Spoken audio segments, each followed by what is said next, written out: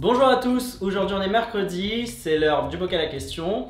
Donc je vous rappelle, vous me posez des questions dans la vidéo qui est linkée en description et je vais essayer d'y répondre.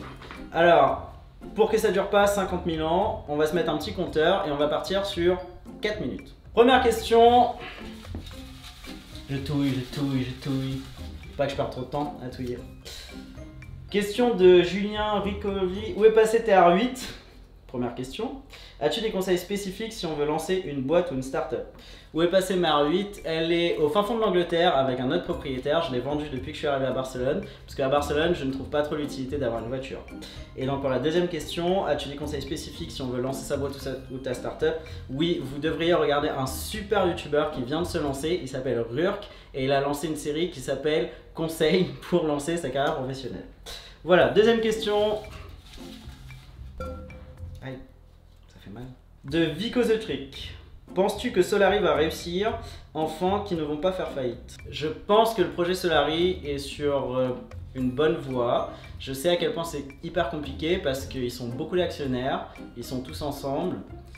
Et il va y avoir des difficultés, c'est certain, mais je pense qu'ils sont sur un bon modèle parce que contrairement à Eclipsia, les actionnaires de la boîte sont aussi les gens qui créent le travail opérationnel.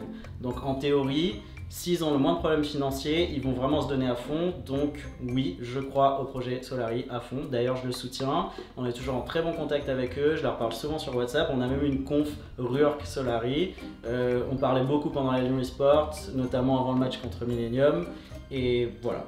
Donc oui, j'y crois. Troisième question de Amzoa. Combien d'argent a-t-il fallu pour débuter ton projet Eclipsia? Mais sinon, comment as-tu eu cet argent? Alors j'avais déjà expliqué ça dans une vidéo, mais j'ai lancé le projet Eclipsia en autofinancement. Nous, on avait mis quelques milliers d'euros à peine pour créer la boîte, mais on avait surtout levé 200 000 euros auprès d'Arnaud Dacier qui croyait au projet.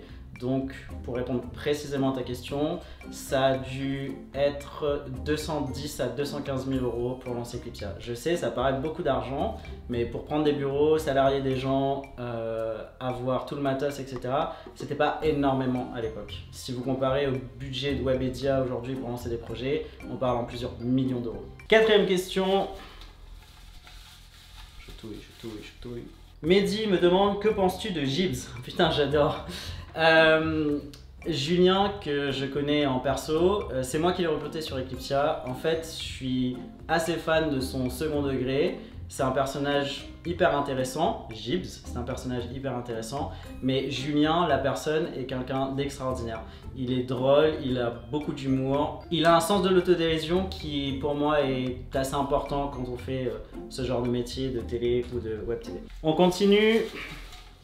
Alors... Non. Quelle est la musique à la fin de tes vidéos? C'est clairement la question à laquelle j'avais pas envie de répondre. J'avais un peu envie de garder le mystère, mais bon, chose promise, chose due. Je vous la mets en lien dans la description. Dernière question, parce qu'après il ne reste plus beaucoup de temps. Luc F me demande, as-tu investi dans les crypto-monnaies? Si oui, lesquelles? J'ai été très actif sur le marché des crypto-monnaies il y a plusieurs années. En fait, au moment où j'avais Eclipsia, j'avais même hésité à récupérer toutes les machines d'Eclipsia le soir pour les faire miner de la crypto-monnaie. À l'époque, c'était principalement du Bitcoin. Donc oui, j'ai investi dans pas mal de crypto-monnaies, principalement moi, le Bitcoin et l'Ethereum. Aujourd'hui, je suis plus du tout actif sur ce marché. J'ai vendu mes dernières crypto-monnaies il y a à peu près 6 mois ou 7 mois, quand c'était encore assez haut. Je sentais que c'était beaucoup trop monté et que ça allait potentiellement s'écrouler. Donc j'ai tout vendu. Je crois qu'il me reste, à l'heure où on parle, un Bitcoin. Voilà, on a fini, 4 minutes 30, c'était vachement court. Donc je sais pas, on va voir ce que ça rend au montage. Et puis on se retrouve mercredi prochain. Je vous rappelle que vous pouvez me poser vos questions dans la toute première vidéo que je vais linker. Ciao, à mercredi.